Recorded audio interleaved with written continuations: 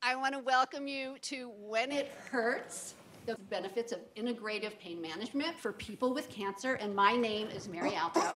And I'd like to thank USC Norris Comprehensive Cancer Center and Keck Medicine of USC for supporting the Patient Perspective Series, which this program today is a part of. And this program today was organized in collaboration with the USC Institute of Integrative Health and Wellness.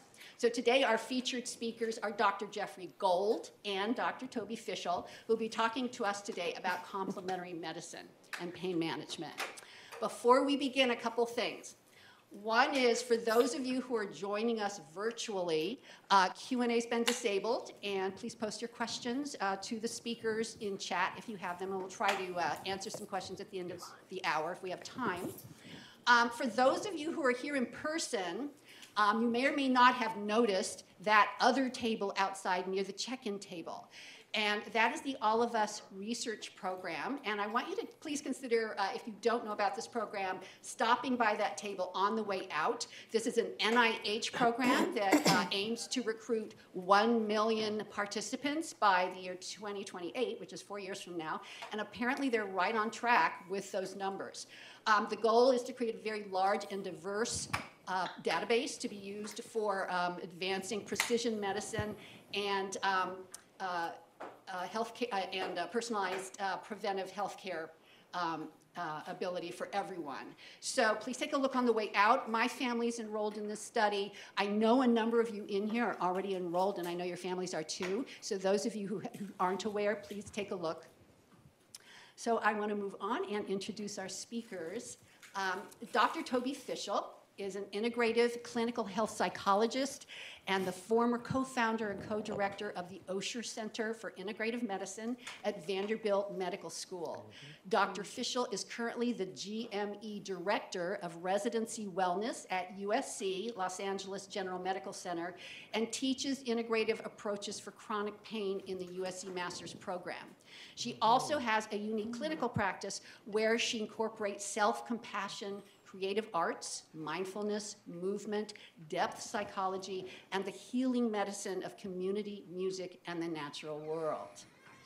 Dr. Jeffrey Gold is a clinical psychologist professor, founder of the Pediatric Pain Management Clinic at Children's Hospital, Los Angeles, and co-founder and current director of the USC Institute for Integrative Health and Wellness. As a clinical research scientist, Dr. Gold investigates digital therapies, including virtual reality and mobile applications intended to reduce pain, anxiety, and psychological distress while increasing comfort, satisfaction, and wellness. He's also engaged in the ongoing delivery and evaluation of integrative medicine practices such as mindfulness, yoga, acupuncture, massage, and biofeedback. Welcome, Dr. Fischel and Dr. Gold. Thank you. Thank you.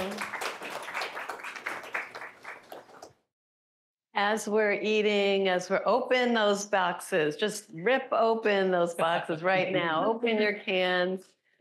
And we've been traveling this morning. Maybe we just got out of cars. Maybe we were in clinic. Maybe we had appointments this morning. And so we always like to do a mindful moment when we start doing things so that we can get present. This is something that I know we both do with patients all the time. And so let's just take what's called 3 breaths together, which means you can close your eyes or you soft gaze and you just notice that you're breathing.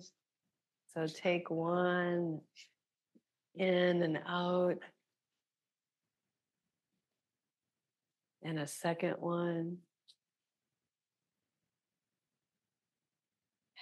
And maybe with the third one, you breathe in and really expand your chest and your belly. And as you exhale, let your shoulders drop. Beautiful.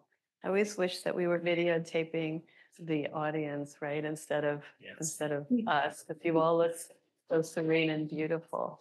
And so just notice how your body feels now. And it was just 3 breaths. So what we hope to do today is to share some stories, to share a little bit of our experience and what we do with folks, to share our hopes and dreams for Norris here and things that we wish we could hopefully one day, right, bring here. And also, we're going to sprinkle in practices just like that one that you can take home with you and do for yourself. So I think Mary had asked, why are we interested in this, right? And Yes. A little bit about our personal story. So just real briefly, my mother had breast cancer when I was 16, and I saw her go through what physically was very successful at the time, and it was many, many years ago, but emotionally and spiritually, she was not taken care of at all.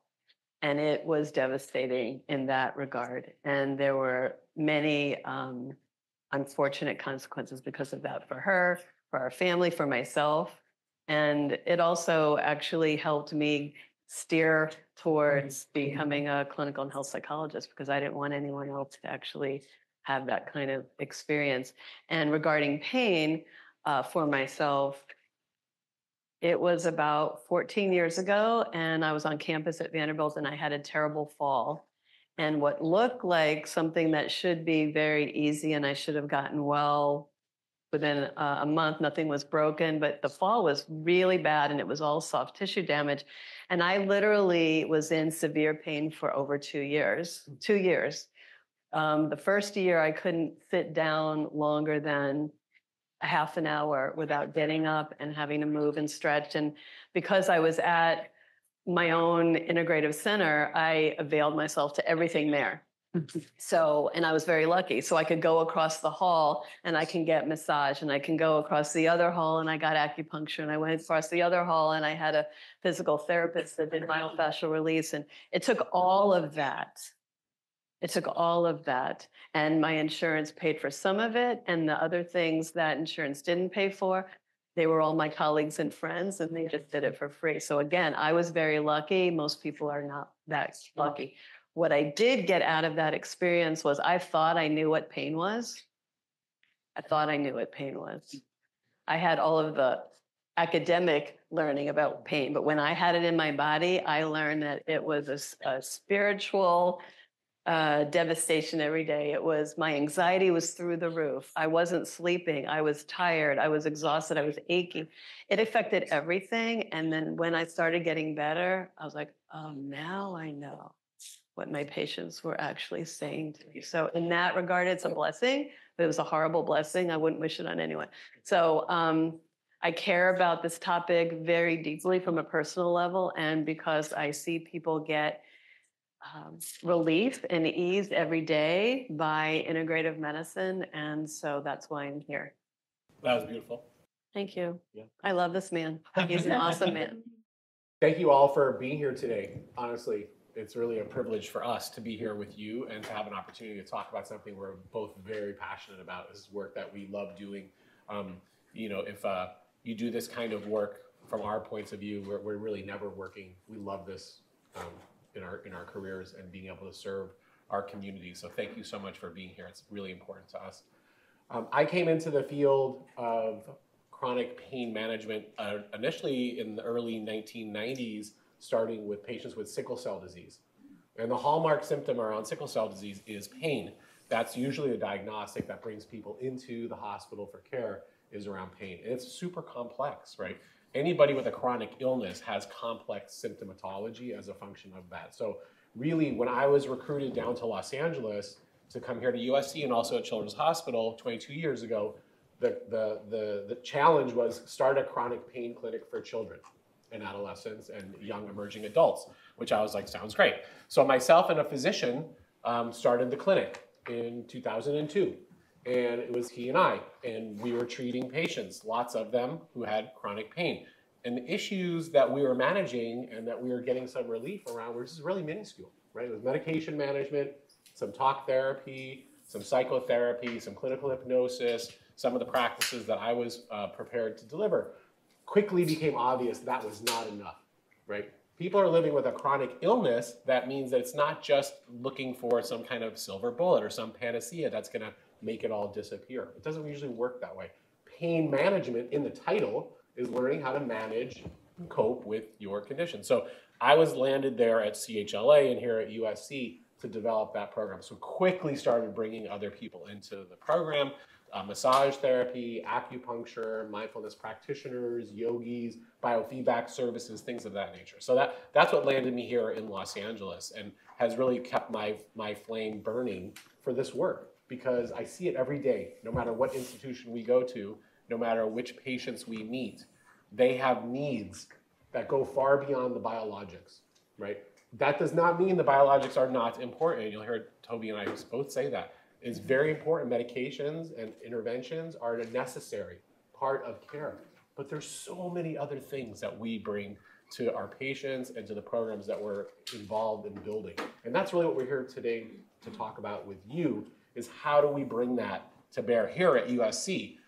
We don't have what we want right now. We have dreams of what we want, and we think about it from a patient perspective, right? A patient perspective, if you talk about patient or family-centered care, right, is thinking about what is it like to walk in your shoes when you come and you receive a new diagnosis and a treatment and sort of recovery and survivorship. Like, we're always thinking about that. And right now, we need to do a better job to deliver those kinds of services around this type of care. And we know that, and that's why we're here today to talk about that. I also had a personal life experience with my father and my mother in her 80s, both having cancer, and watching them go through their care at different institutions in different decades. So one was in the 80s and one was in 2020s. So very different, right, models of care. My mother received immunotherapy for her breast cancer, which was phenomenal, and she recovered from that with a lot of other services alongside. My father had lung cancer in the 80s, very aggressive chemo, radiation, surgical interventions. It really took him out, right? Really very difficult on him to manage those types of treatments in the 80s. He also survived a small cell carcinoma for about an additional 16 years before he passed away. And that was his personal, which was pretty amazing, because that was pretty shocking given the statistics back then. Again, showing that the statistics aren't always right? It's that person's individual journey and the care that we try to, again, rally around. So again, thank you so much for having us here. We're looking forward to speaking with you. We're also looking forward to sort of answering questions that you might have, things that are causing you to think about holistic care. I didn't know that about your parents. Thank you for sharing that. So we're always learning something about each other when we do these kinds of talks. Yeah. Someone asked me the other day, actually, what's the goal of pain management? Mm-hmm. That was such a great question, right? Yes. And I think we actually should always say what the goal is, right? Because some people think the expectation is we're getting rid of all your pain. You'll never have pain again. And if you have chronic pain or you're suffering from pain regarding cancer treatment, usually we don't get rid of your pain. We hopefully will give you more ease and decrease your pain, and we will increase your quality of life. And we will help you with sleep so that there isn't that cycle of I'm in pain, I can't sleep, and now my pain's worse, and on, right? So help you with your sleep and help you feel better. The other thing I think, which is part of a really good pain management program, so tell me if you agree with this, is the patient feels heard and believed. Yes. Because I have had so many people who have gone to patients who have gone to practitioners and say, I'm in so much pain, and depending on how they're presenting, who they are, what they look like, depending on the clinician that's seeing you, they might not actually believe you. And so, so one patient story, I see her, she has a chronic cancer diagnosis and is being managed, but she often has pain and she has exacerbations. So she goes into the hospital, and she told me this the other day. She said, they always ask you that scale, where your pain is from 1 to 10. And she just laughed hysterically when she's telling me. And she says, if I say I'm at a 10 and I really feel like I'm a 10, they don't believe me at all. And they think I'm exaggerating. And then they don't want to have anything to do with me. If I'm a 1 or a 2, they think, well, I don't need to be in the hospital and I don't need to do anything. And then they actually don't pay a lot of attention to her. So she says, I always say 6 or 7. No matter what, I say 6 or 7, and that's the magic numbers. And they come in and they help me and they believe me.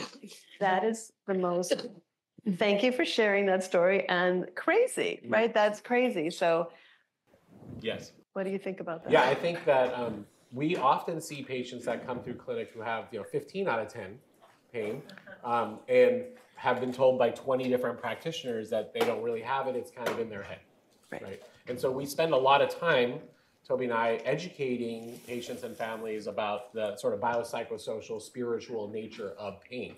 Meaning, where does it emanate from? Where does it come from? And how do we try to manage it, right? And we have to look at all of those domains of a human's life, right? We can't just look at the biological or just the psychological, but we need to look at all aspects, their spiritual life, their social life.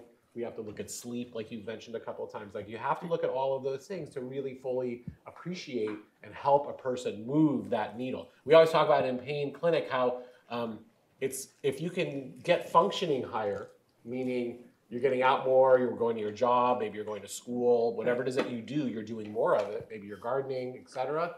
Something, if you're functioning more, that usually means that the pain is coming down, it's not being eliminated.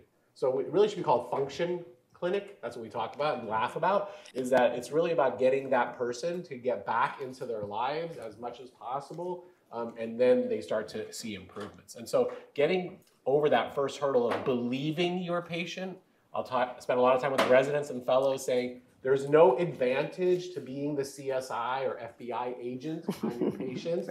Are you sure you have this pain? By saying, are you sure it's a 10 out of 10? I saw you talking on the phone laughing. There's no way you're in 10 out of 10 pain, because people don't laugh when they're in 10 out of 10 pain. It's like, well, maybe that person's trying to cope, right? So there's no benefit. You have no relationship with your patient if you're just out there sniffing around and investigating them to see if their pain is real. Is it really that high? Is it really disabling that person to that level? It's not really up to you, right? The best definition of pain is whatever the person tells you. That's right. That is the best definition. I don't care what any authors or scientists have said on a 0 to 10, physiological, biomarkers, what your MRI is saying. It doesn't matter. If the patient tells you they're in pain, and you do the best you can to help them have less pain. That's really the job. And it seems obvious, right? But it's not what happens in practice. We see it often, where that's sort of checked and double checked and crisscrossed to see if that's really happening. So yeah, I think once you settle in with a family or a patient on the beliefs and perceptions around their pain and are on the same page, I think that's when you start to get traction with patients and their families. So about perceptions, you know, if you have pain and you saw someone in your family have pain and they were crying in pain and it was getting worse and worse and worse, if you had that experience and that history, it's going to be even harder for you to believe that you can even have relief. So we always ask, what has your experience been with other people who've had pain? Have they gotten better? Did they have relief? What did they do? Did you have pain before? What did you do? Did you get relief? Because our expectations have so much to do with whether we believe that, oh, you're telling me that if I do this breathing exercise, it's going to help me. But if I saw someone else try it and it never helped them, I'm going to not probably believe you. And so part of what we do, as we're both psychologists, is we work a lot with expectation. We work a lot with trying to find out, what is your particular experience with pain already? And what do you think? Do you have any hope that it actually can get better so that we can, do something about that? I want to say another thing about expectations. There are still a lot of bias in pain management. And so just recently, in medical school and in residency, people are actually learning that for years and years and years, it was actually assumed erroneously, it was assumed that people of color had less pain receptors and experienced pain less. How absurd is that? Absurd. And that was taught in medical schools for a very long time. And now finally, people are actually, I want to say this out loud, that is not true. It is absurd.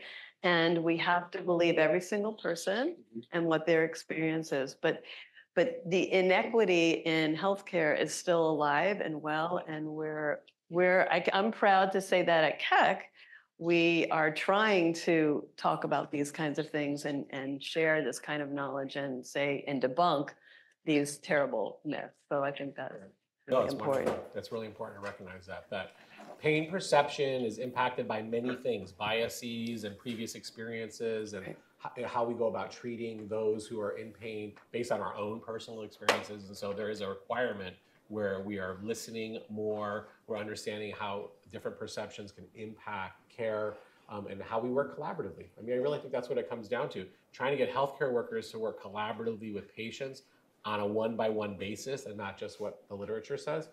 Don't hear me incorrectly, I'm very science-leaning, but when you're sitting in front of a singular patient, it's about that patient, and not what's been in the literature per se. So it's very important to always recognize that. And so that is really critical in when you're delivering pain management services for patients.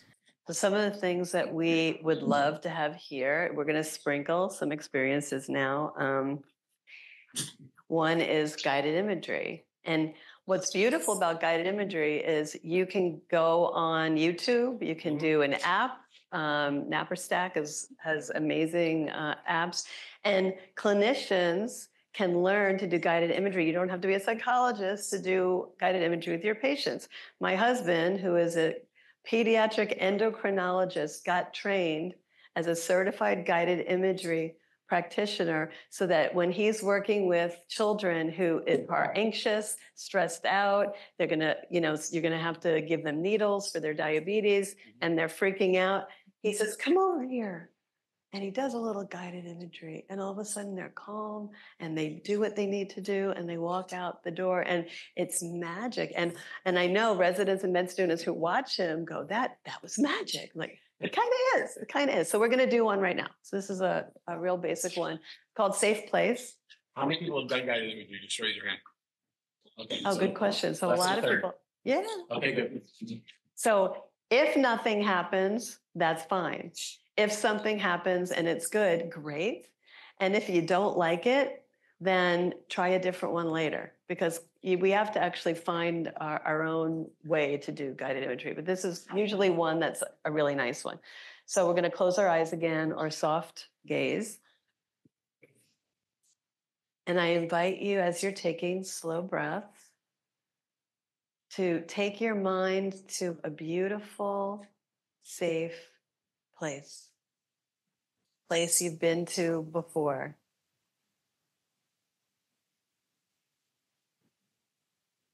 A place maybe where there are no other humans. There are trees or ocean, or you're in your bedroom. Notice what you see in your mind's eye. Notice what you smell. Maybe there's some aromas. Notice if there are other sounds besides my voice.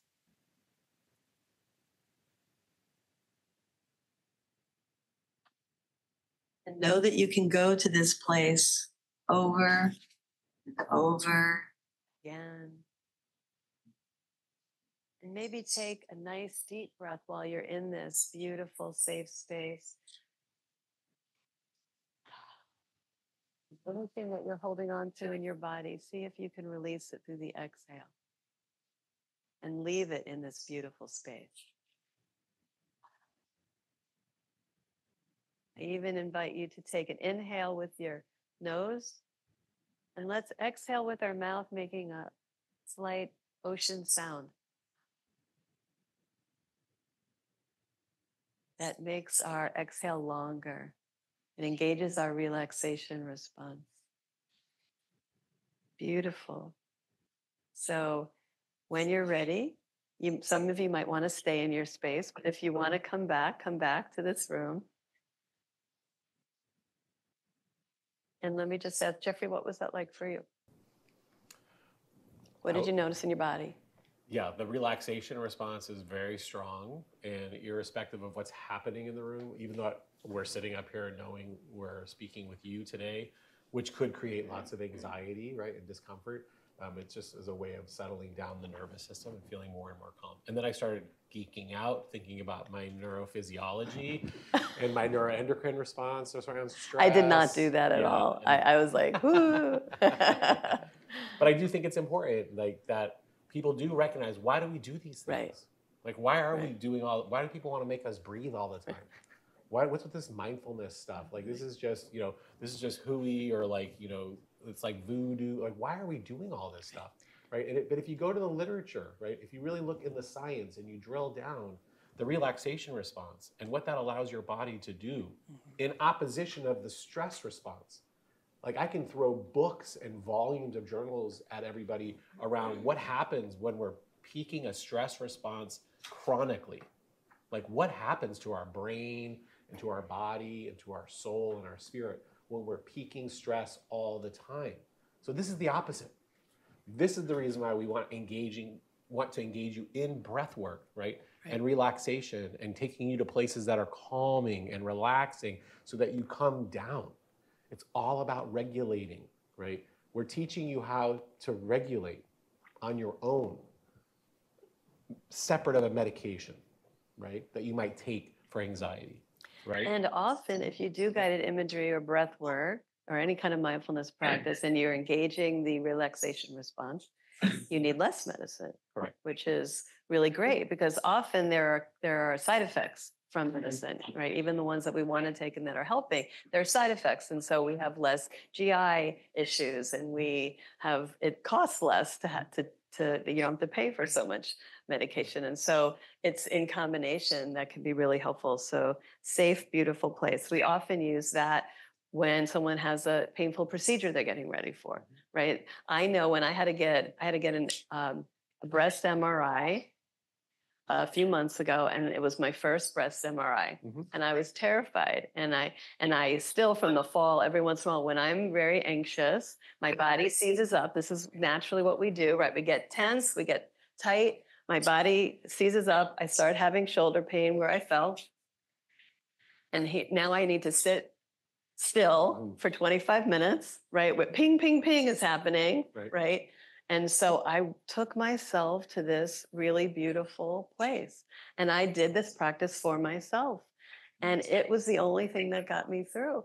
And by the end, I almost fell asleep. The clinician the tech couldn't believe it. She's like, "Hello." I'm like, "Oh, I was in my place." She's like, "Where did you go?"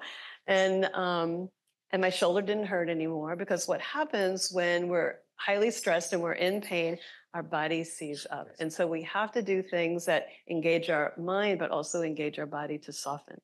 So I'm not going to do needles on you, and no one would want me to do needles on you, but acupuncture is very, very helpful. And when we can't do acupuncture, we can do acupressure. And acupressure is something you can do for yourself. So we're going to do a few right now. I have my little notes because I would forget some very important details. How many people have done acupuncture in the room? Okay, acupressure. Okay, still that's okay, great. Very good. 5 years ago, almost no one would have raised their hand even for acupuncture. So that's great to see. Okay, so if you have head or neck pain, so if you get headaches and you get neck pain, just gently putting some pressure on your temple. So not hard, but gentle. And again, engaging the breath. So you want to do this, and you could even gently massage and breathe in and out. You can go in one direction and see if another direction feels good. I'm falling asleep, so I better stop doing that, but that's one. Another one for head and neck pain is look at the back of your hand. And if you look at between your pinky and your ring finger and your ring finger and your middle finger, right there, you can press right below your knuckle. And often an acupuncturist will put needles right there. And also right here. So right here between, on both sides of your ring finger, and then on both sides of your middle finger. Right below the knuckle where the soft tissue is. And if you hold it And ooh, I got it. Because when you get it, you'll feel like something very sensitive. So I just actually felt it. And you hold it for about 30 seconds. And if you don't have neck pain or head pain, you won't feel any relief. But this is what you can do. Very, very helpful. And there's an in general pain. And this is a very powerful one, very often done with acupuncture and acupressure. And it's called LI4, the liver system 4. And we have a web between our thumb and our forefinger, right? So find the fleshy part. And I'm going to put both of my thumb and my forefinger right here. And I'm going to press down. I'm going to press in. I'm pressing. Thank you. I'm pinching in that fleshy part and just move around a little till you find a little sensitivity. And that's the point. And again, 30 seconds to a minute.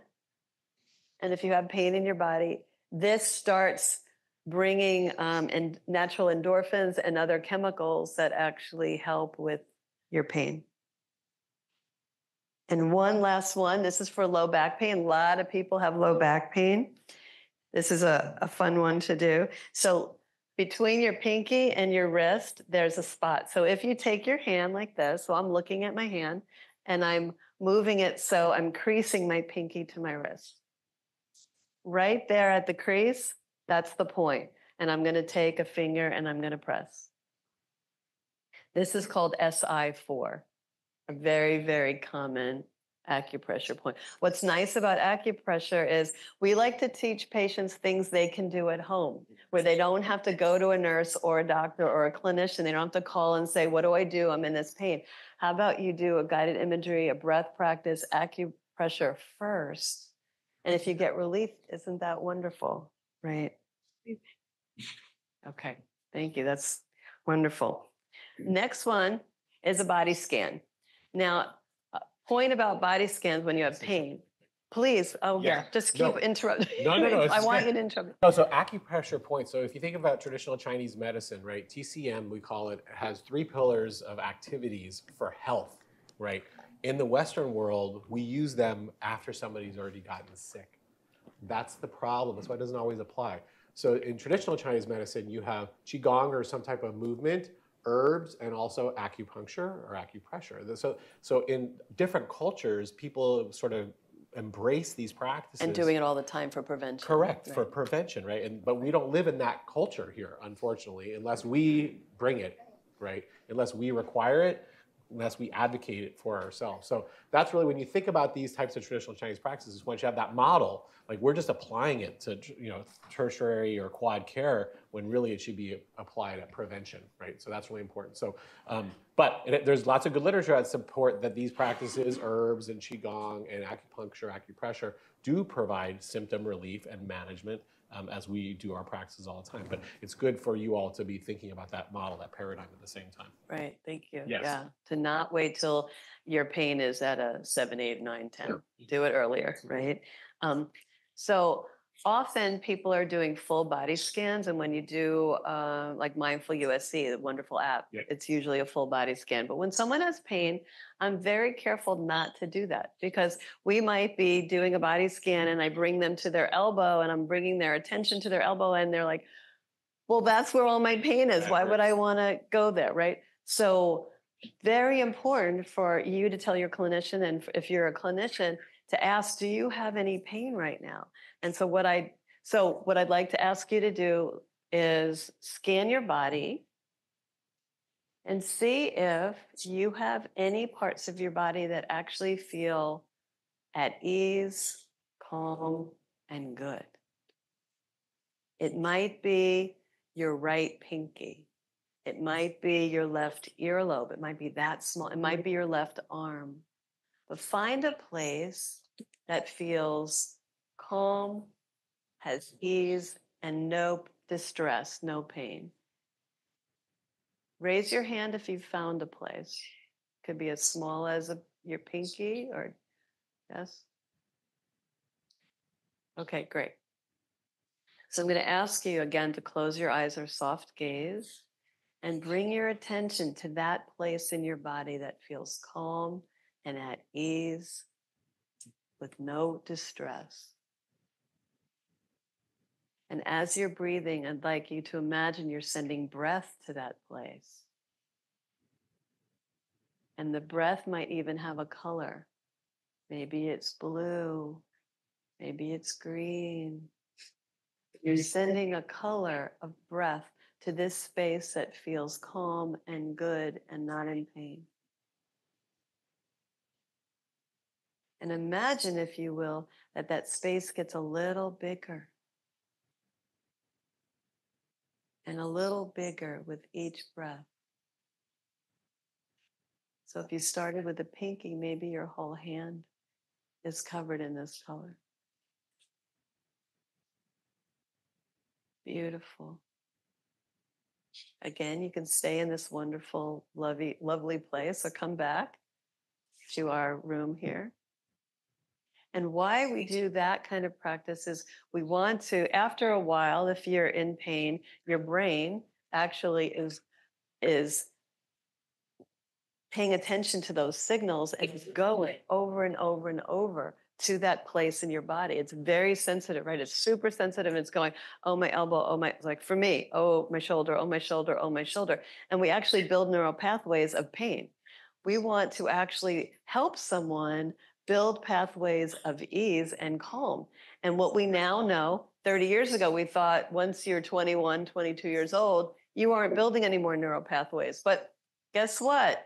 That's not true. We are always building new neural pathways depending on what we're paying attention to. So if we pay attention to a place in our body that has ease and we let our mind go there over and over again, we're going to pay attention to places that have ease. So that's another example. So I'd like to move now to, can you talk about virtual reality? Sure. Your whole world. What a of great virtual. question. Thank you. Because we want that here. We want more of that here. Right. So how many people have used virtual reality just for any purpose? Okay. So again, not very many.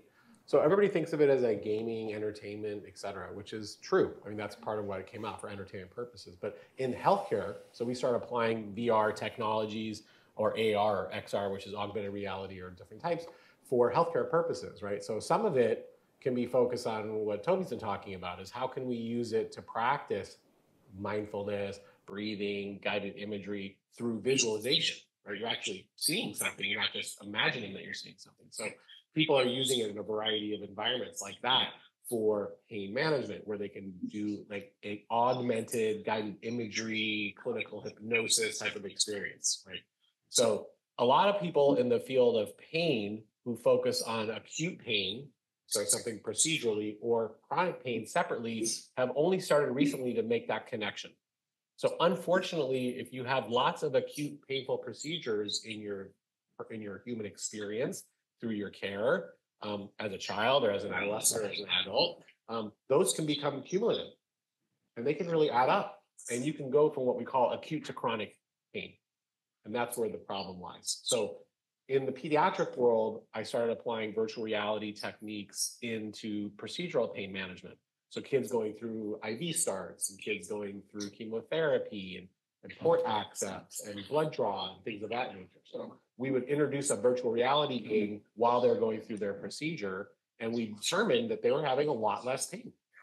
They actually didn't even know they were going through the needle poke, right? And so they started having positive experiences around the medical procedure that they could not avoid, right? Because they had a chronic illness and they had to come to the hospital maybe 10, 15 times, or be hospitalized and have to receive a needle poke maybe 20 times for a variety of reasons, right? So starting to use these technologies, we're trying to minimize their anxiety and their pain associated with those procedures. And so we've been doing that at Children's for over 20 years now, and demonstrating that this can make improvements for the kids with regards to their adherence to their medical care, right? Because if they're scared, if they're having like a stress trauma response to coming into the hospital and they have a chronic illness, you just can't avoid the hospital. Like you have to keep showing up for your care.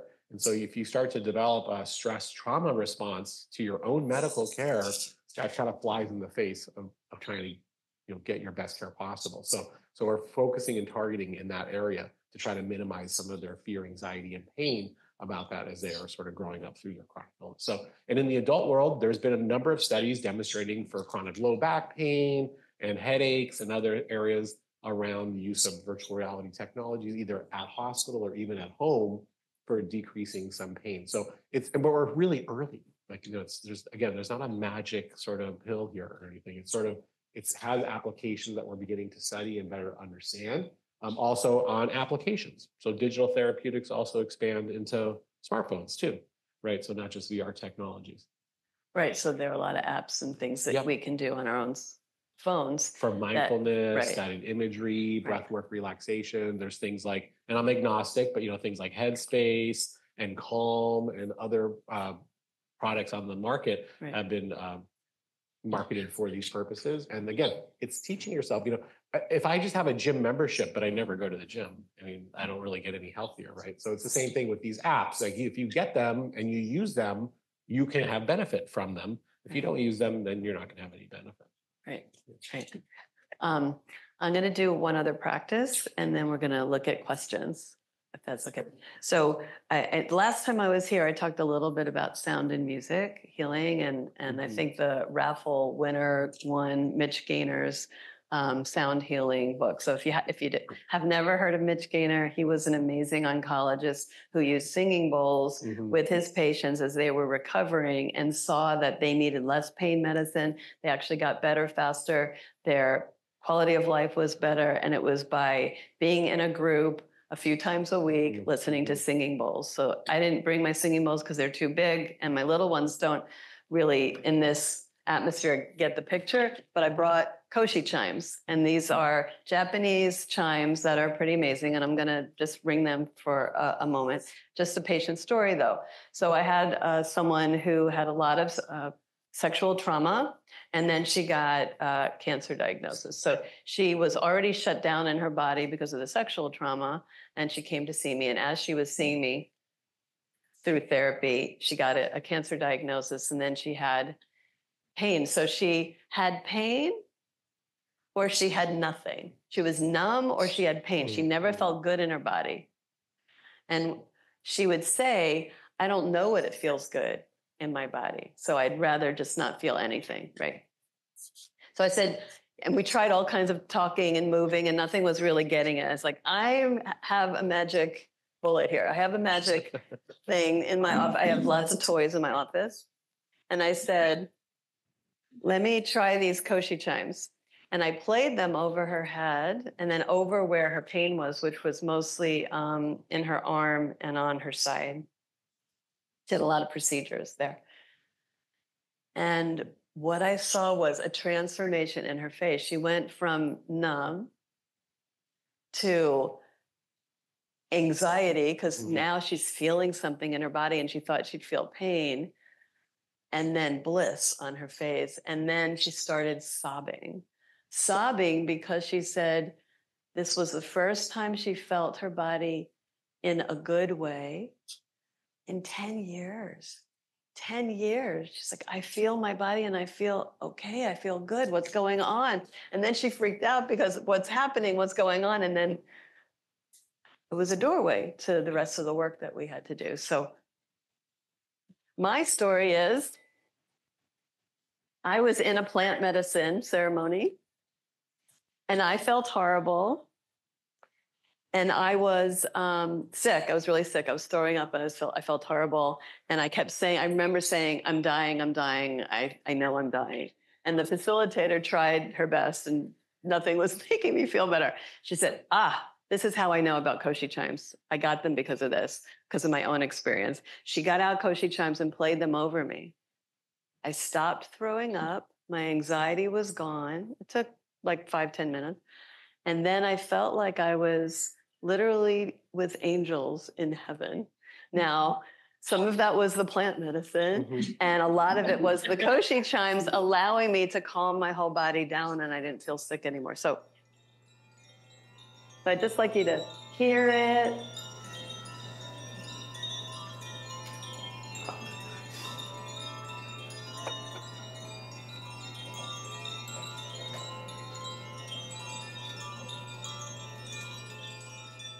Look at that face. Look at that bliss face right there.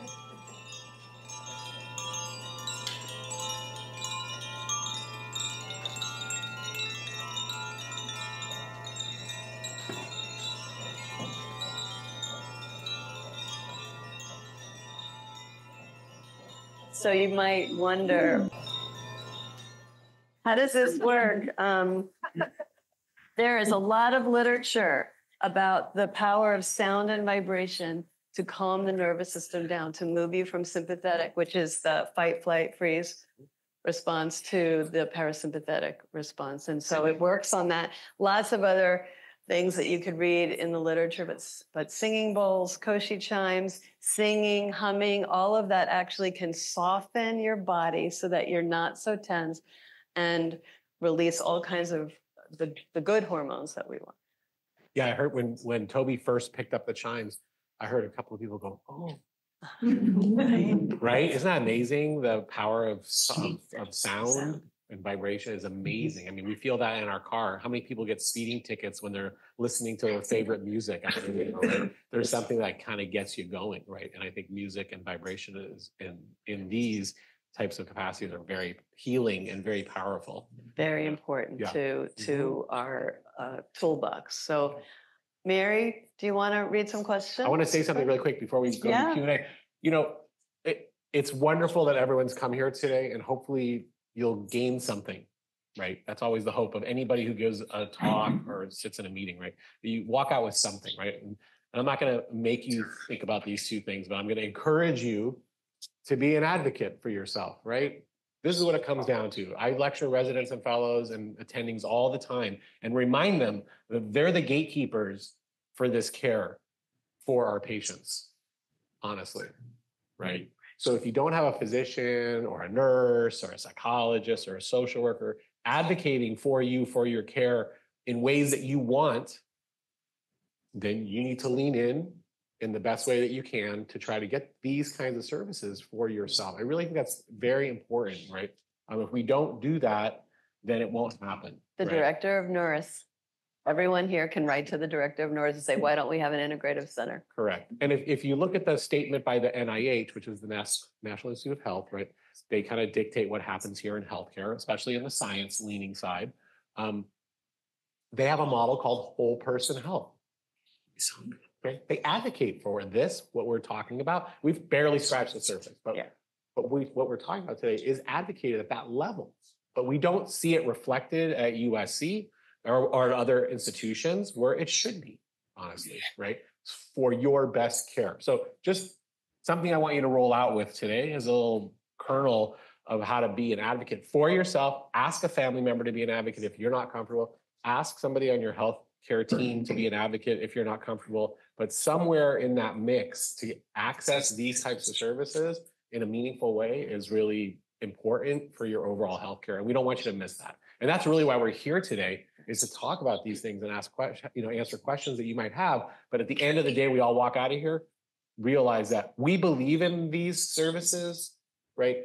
You believe in these services. I have more families and patients asking for these services at Children's Hospital and here at USC than ever before. And so we need to do something about that. And this is just a really wonderful beginning and groundswell around some of those ideas. So let's leave you with that. I agree. Thank you. Thank you for that. Any questions in the room? Yes, over here. Just a comment first. I really like these interventions because nurses can do them, which is great. And because if you do them in person, it's focused attention on someone, which is also great. But I do have a comment. I'm a Zen practitioner. The meditation certainly is a religious practice to me. And I wonder how an institution would react if you told someone to pray about their pain.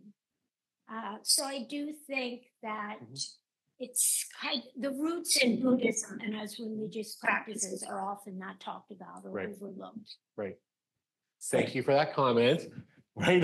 Toby's excited. I mean, obviously spiritual care is a big part of what happens. There's a center for prayer right around the corner from here. And at Children's Hospital, the same thing. We have clergy of all faiths there present for the family. The patient says to me, this is very important to me and I want this as part of my care. We show up, right? And so I don't think it's a no right off the bat. I just think it's the ways in which it's presented and talked to with the family. And, as you say, the underpinnings of some meditation, Buddhist in nature, There's underpinnings in mindfulness that come from a variety of different health. There's yoga practices that come from a variety of different spiritual perspectives, right? So we don't bring them in agnostically. We just bring in the practice for learning, and then they also learn about the practices spiritually behind them. That's a journey, right? We just don't give it to them like a pill. It's a journey. And it's so important for the clinician to know the patient, right? Yeah. So I'm from the Jewish Hebrew tradition. Many, many meditations and prayers in my tradition. If I'm working with someone who is Jewish and they want to do practices like that, then we do that. And I have a shofar and I blow the shofar, and that's the vibration I use, and it's wonderful.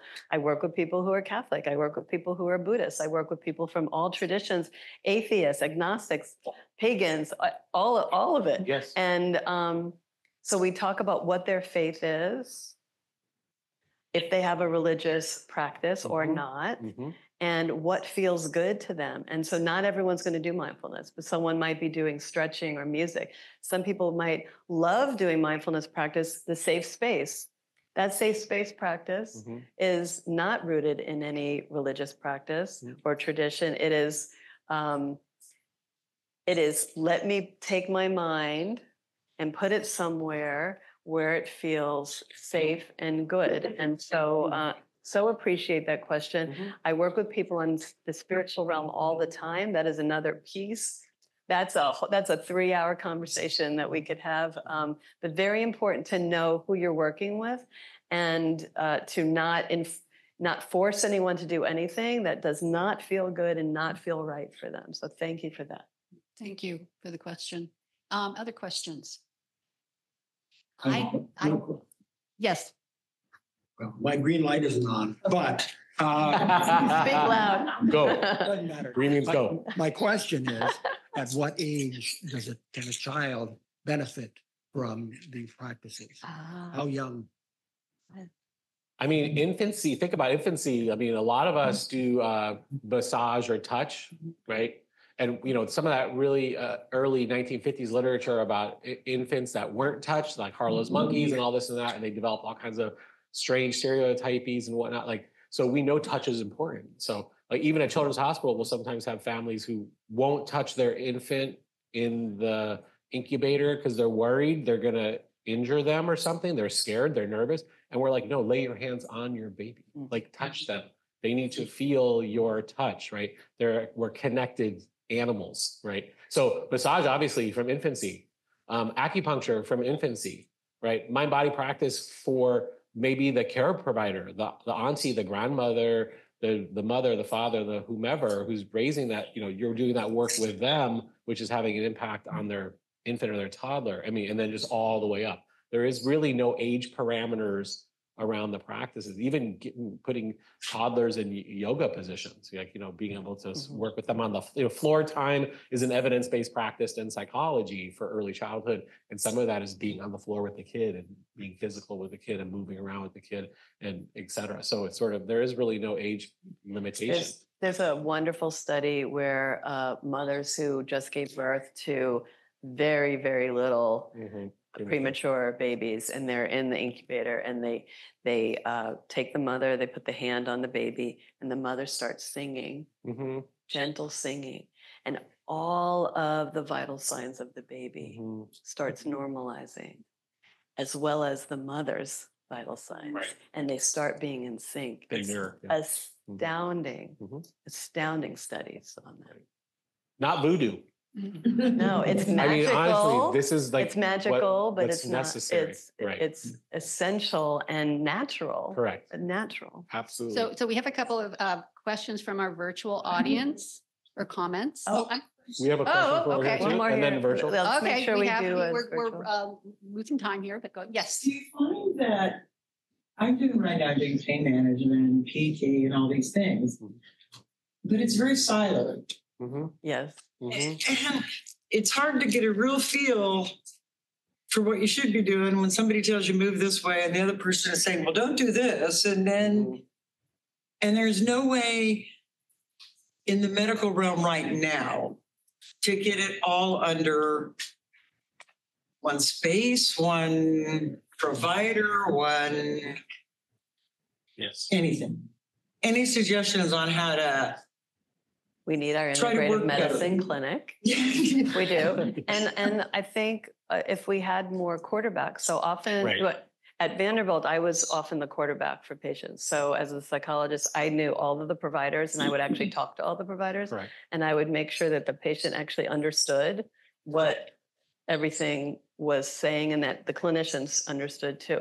We don't have a lot of that here, Mhm. but I think you could ask for a quarterback. Someone needs to be a quarterback for you. And you could advocate for, I need someone to speak to my providers and say, this is what we're all doing with this person, with me, Right. because it's too confusing and too much and it's overwhelming and people are saying the opposite things and this is not helping me. So I want to encourage you to advocate for a quarterback. Yeah, integrated healthcare, that's what we call it, right? We just don't have it, but then you need to have somebody in charge who, but weekly or monthly, is getting updates from all the practitioners so that they can continue to advocate for you and you can continue to advocate for yourself. But it is a problem. You are correct. Yeah. You are correct. That's a living experience, right? And that's unfortunately the case for lots of patients and families in the community where they feel disjointed. So, but that's the answer. I mean, it takes a while to get there. Yeah. Can I comment? You know, we have there's a chronic pain management here with Dr. Richheimer, and they work with PTs and OTs, but they professionally all have a team meeting to meet and discuss their patients. So you have 4 or 5 practitioners in a room talking about one of the patients and the issues they're facing. That is really what's needed for everyone who's in chronic pain. And that's a great idea to see if you can be on that team. Yeah. See if you could be a patient on that team. So Yeah. But when you're out in the community. Yeah, that's what you're talking about. yeah. Oh, if you're No, out it's in the different. community, no, it's completely different. Yeah. Yeah. But since I'm a physical therapist, I used to play that role for the cancer patients I was treating. And a lot of times you send all these reports and they don't read them. They don't read them. So I would copy it, give my patient several copies and say, when you see your radiologist, have that person read it in front of you. When you see your oncologist, when you see the nurse in the chemo room, make them read it. And then that would help. And that's a hard thing to do if you're a patient because you're dependent on them for care. But that is a way to get to be an advocate for yourself is what they were saying. And we didn't even get to how do you pay for this or get it paid for. So that was a topic that we certainly could touch on.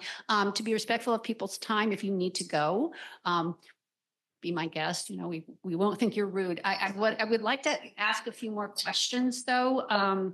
5 more minutes. 5 more minutes for those of you who can stick it out. We'll do that. Okay.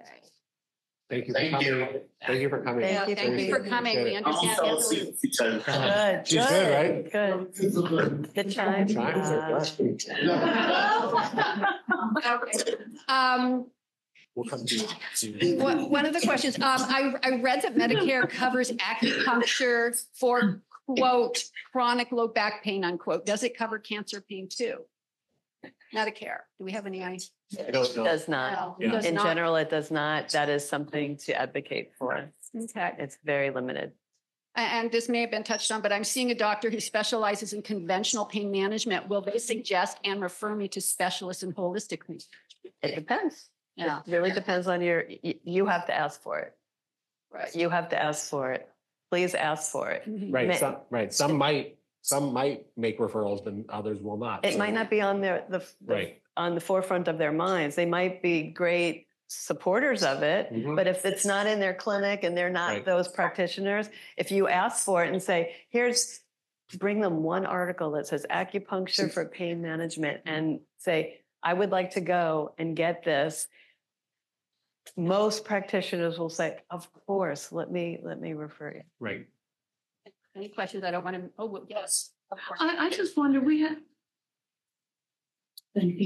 have a palliative medicine service here, and I'm wondering if they call on your services very often, and if that might be someone who could also help advocate for expanding your services. Great question. Palliative care Yeah. people are wonderful and they would love to use integrative services. We just don't have the clinicians and the infrastructure to do it. They would advocate for all of what we're talking about. All the palliative care clinicians I know are desperately wanting more access to this. So again, we need to bring the clinicians and the infrastructure here, and palliative care would be the first people to say, oh, massage for you and acupuncture for you. And yeah, absolutely. Mhm. I kind of love this one, actually. Is pain just neurons firing uncontrollably? What a great question. Yes.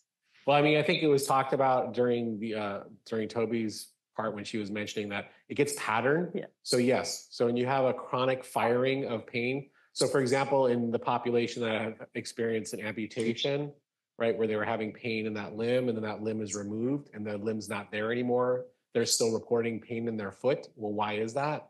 Is because you have this grooving that's happening, this neural grooving that happens from the neurons firing chronically, and then they kind of establish that pain symptomatology. And so, yes, that is true, what the audience member said.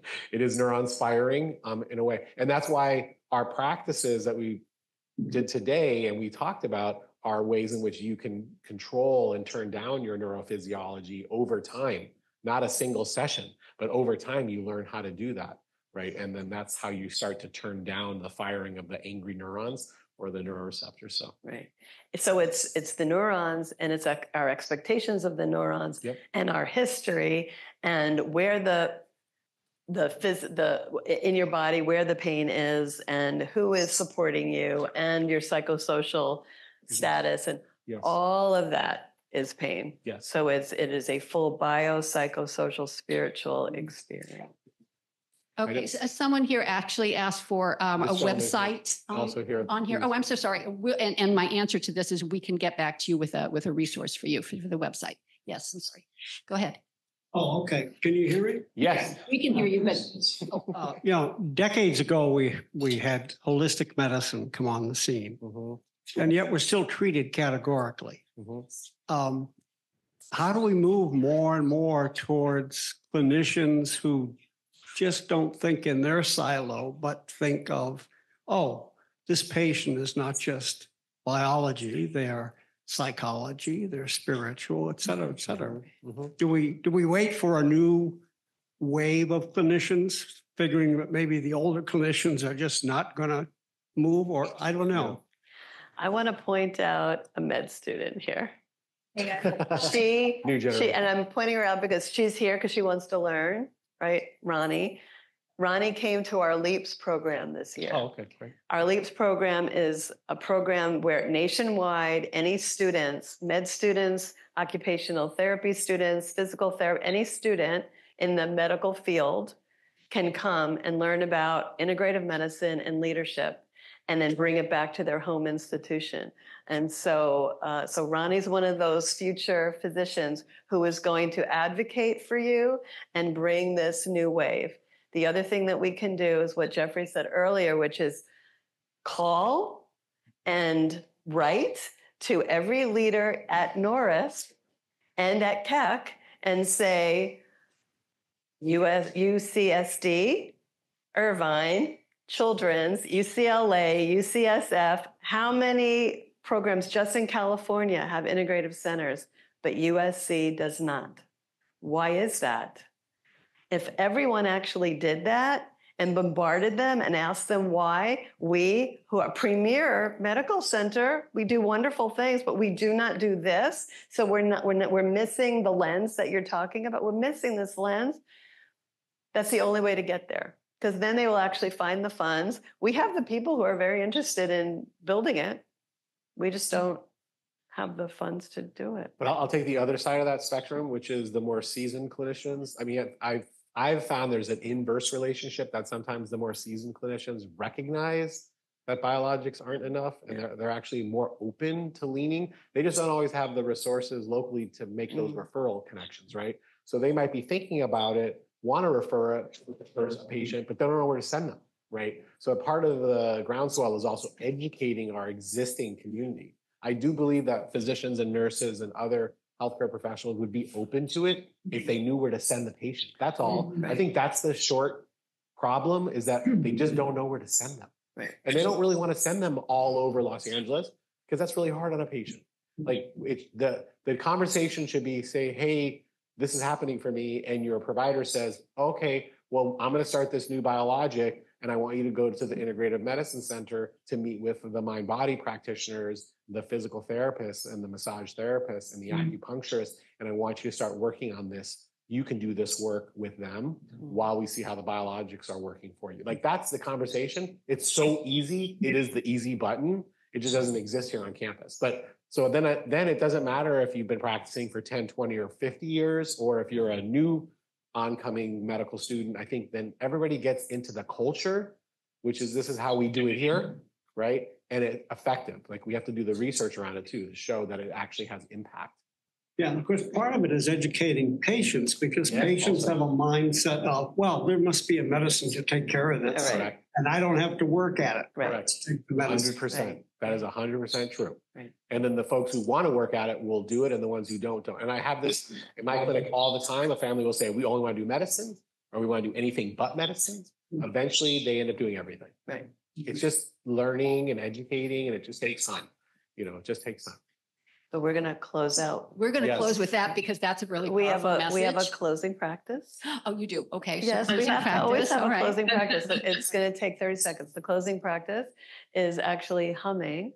And humming is a very powerful ancient way to soften the body, smooth the body, soften anxiety, and it helps with pain. So, and you can take your voice wherever you go. So you don't need anyone else. So we're going to do a really gentle hum and see if you can hear. Imagine that we're bees in a hive together. So here we go.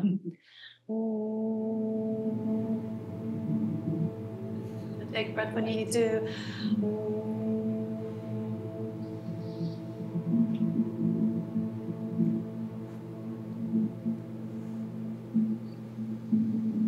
Thank you, everybody.